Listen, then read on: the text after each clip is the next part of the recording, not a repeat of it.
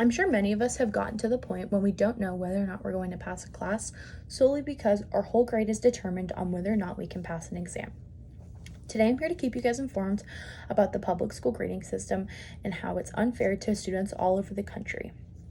I can relate to this topic because while wanting to become a teacher, I have looked into a lot of things like teachers' pay, tenure, and even how the actual grading system works.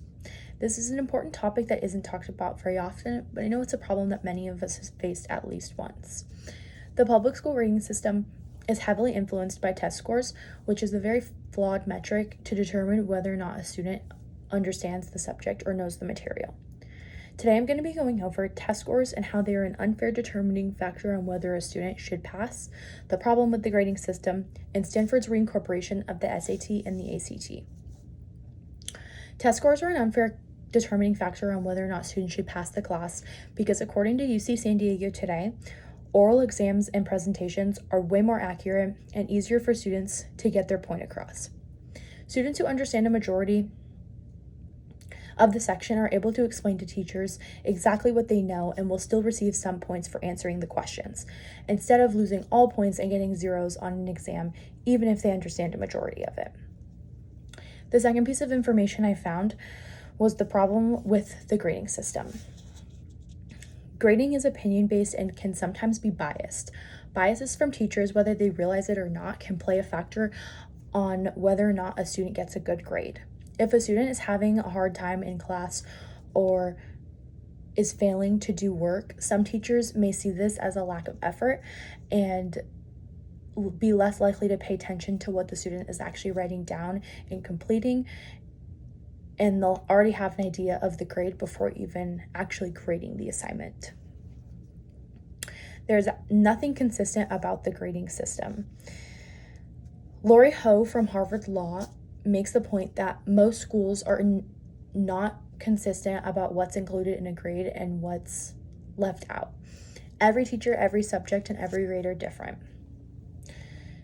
This inconsistency led to what is called a grade fog. AJ Stitch, a teacher and now principal at a private school in Ohio, said that a student may demonstrate mastery of content on a test, quiz, and classwork, yet fails a course because a teacher decides to do or weigh homework at 40% and the student, for one reason or another, struggles in that regard. Finally, the last point that I want to talk about is Stanford's reincorporation of the SAT and ACT. This reincorporation of the SAT and ACT at Stanford was stated unfair because not everyone will receive a good enough score on a test, but can have a great overall GPA, making it unfair for admission. Students having to pay for tests along with the application can be a burden on families and make it very difficult for them. This can also lead to students missing out on a great opportunity to go to a good school.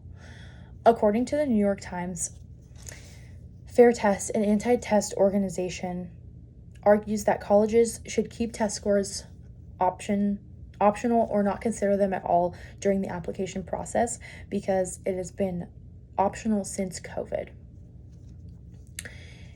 In conclusion, there are lots of problems with the grading system and many pieces of evidence showing that, from the SAT score being put back into place to there being many inconsistencies within the system. The main takeaway from this should be that students are now informed about the inconsistencies about grading and know that there are ways to improve the grading system. I picked a career where I wanted to help and teach others, and in doing so, I've researched and found that there is a lot of problems within the school system, but that's something that I want to contribute to and make a difference in.